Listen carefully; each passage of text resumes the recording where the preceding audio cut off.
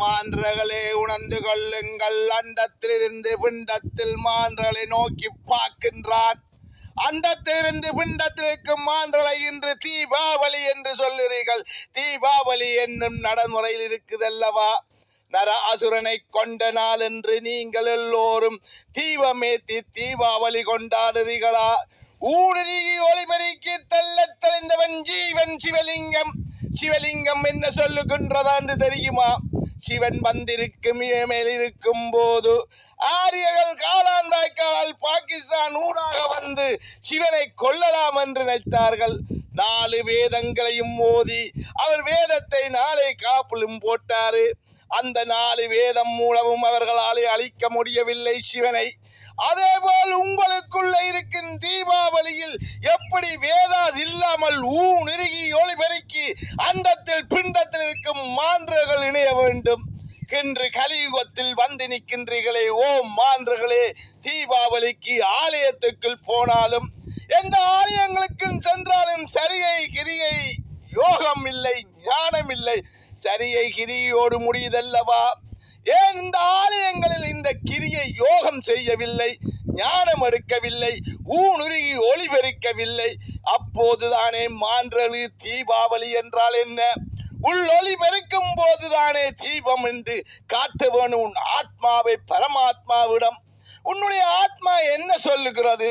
உன் கர்ம வினையில் சிக்கி உள்ளுக்கு இருக்கின்றது. இன்று இங்கே தேட்போரில் வந்து நிற்கிறது உலகம்.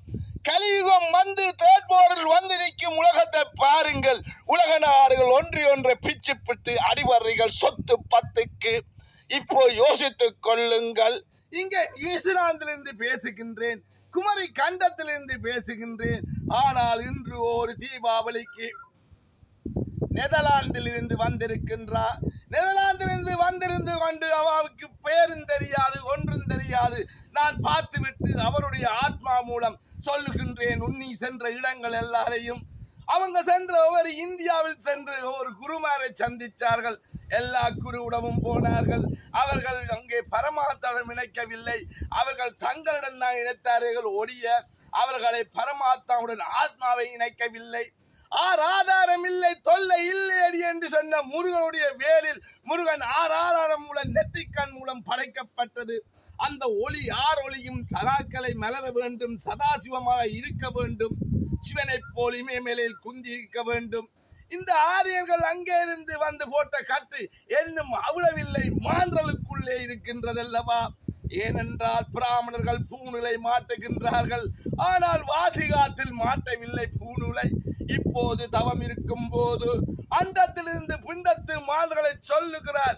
என்னும் 27 வருஷம் என்று சொன்னால் சூரியன் சந்திரனையும் இயக்கி வைத்துக் கொண்டு 27 வருஷம் ஒரு நட்சத்திரத்தை தோண்டி தாண்டி வருதல்லவா? ஆனால் உன்னுக்குள்ள 27 நட்சத்திரம் இருக்கெல்லாம் மூலாதாரம், சுவசித்தானா, மணிப்புரா, அனகாதம், விசுத்தி. அங்கே அக்னியா முடிஞ்சவுடன் பரமிஞ்சவுடன் ஆதாரமும் போய் சதாக்களை மலர வேண்டும் அல்லவா? ஆனால் நீங்கள் சூரியனுடைய காத்தில் சுவாசிக்கிறீர்கள். சூரியனில் பழுதாவிட்டது, சூரியனில் மாற்றம் ஏற்பட்டிருக்குது அல்லவா? நெதர்லாந்தில் பாருங்கள், அங்கே இப்போ சூரியன் மாற்றத்தால் அங்கே 4 வெதர் இல்லை அல்லவா? அங்கே என்ன நடந்திருக்கு? ஒரே அடியாக ஒரே வெதராத்தான் இருக்கிறது. ஆனால் நியூசிலாந்து இன்னும் மாறவில்லை அல்லவா? ஆனால் நியூசிலாந்தில் ஓசோன் லேயர் கிழிந்திருக்கல்லவா? ஆனால் மனிதரே, உங்களுக்குள்ளே உங்களுடைய ஆத்மா இருக்கிறது, உன் சரிதம் இருக்கிறது.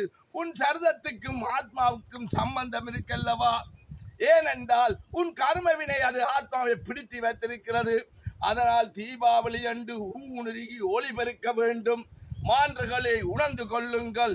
இன்றையோடு அனைத்து ஆலயங்களில் இந்த தவத்தை வைப்போமா? சக்தி ஜோதி ஞான உபதேசம் என்பது உன் ஞான கண் துறக்கப்பட வேண்டும். இன்று எல்லா ஆலயங்களும் தீபாவளிக்கு எல்லோரும் செல்லுகிறீர்கள், ஓடுறீர்கள், தீபம் ஏற்றுறீர்கள். ஆனால் உன் ஆன்மாவின் தீபத்தை அங்கே காட்ட வேண்டும் என்றால் உன் சக்கரங்கள் இயங்க வேண்டும், அங்கே ஆதாரம் இயங்க வேண்டும், சதாக்களை மலர வேண்டும். அங்கே அண்டத்தை நோக்கி பிண்டத்தில் உன் மூச்சு காத்து மாற வேண்டும், வாசி காத்தில். இப்போ நான் பேசும்போது அண்டத்திலிருந்து இங்கே நான் பேசுகிறேன் அல்லவா? எப்படி அண்டத்திலிருந்து வருகின்றான்? 14 மண்டலங்கள், 14 மண்டலத்தோடு பூலோகம், பொருளோகம், சொர்க்கலோகம், மகலோகம், ஜனலோகம், தவலோகம், ஆதவலோகன், அங்கே ஆதவனோடு சத்திய மார்க்கத்தில் படைக்கப்பட்ட பூமாதேவி இன்று சத்திய மார்க்கம் எங்கே போய்விட்டது? ஓமா சத்தோமா சதகமா சத்துவம் என்று நீங்கள் சொல்லுறீர்கள். ஆனால் சத்திய மார்க்கம் என்ன? அங்கே ஊனுரி ஒளிபெருக்கினால் தானே சாந்தி கிடைக்கும். நீங்கள் எல்லோரும் என்ன செய்கிறீர்கள்? உங்களுடைய சித்து விளையாட்டுகள் எல்லாமே என்ன நடக்கின்றது? இன்றோடு மான்றுகளை விட்டுவிட்டு ஆலயத்தில் சரிகை கிரியை யோகம் ஞானம் வைக்க வேண்டும். எல்லா மான்றுகளும் ஓடி செல்ல வேண்டும். பள்ளியிலும் சேர்ச்சிலையும் மோஸ்கிலையும் எந்த இடங்களிலும் தூணிலும் இருப்பார், துரும்பிலும் இருப்பார். இப்போ இந்த மரத்திலும் இருக்கின்றார், உன்னுக்குள்ளே இருக்கின்றார் என்றால் ஆத்மா அவனுடைய ஆத்மா அல்லவா? எல்லா ஆத்மாவும் தவம் இருந்து விட்டால் ஈசனான மனிதன் ஈச நிலையில் நிற்கின்றேன். நபி ஈசன் வந்திருக்கின்றான். இந்த நபி வட்டத்தில் நீங்கள் மூச்சிருக்கிறது. இதில் ஒரு முடிச்சு போட்டு விட்டால் வாசிகாத்தோடு இருக்க வேண்டும், சிவனை போல் இருக்க வேண்டும். உன் ஜீவன் ஒப்பவும் சிவனை போல இருக்க வேண்டும். அசுரனை கொல்லுவதற்கு நீங்கள் என்ன நடந்தது? ஈசனிடம் வேண்டிவிட்டு பரமாத்மாவுடன் சேர்த்து வேண்டிவிட்டு சிவன் சொத்தை கொல நாசம் என்பது இதுதான். என்னுமே நீங்கள் நராசுரரை போல் தான் இருக்கிறீர்கள், என்னும் மறைக்கிறீர்கள்.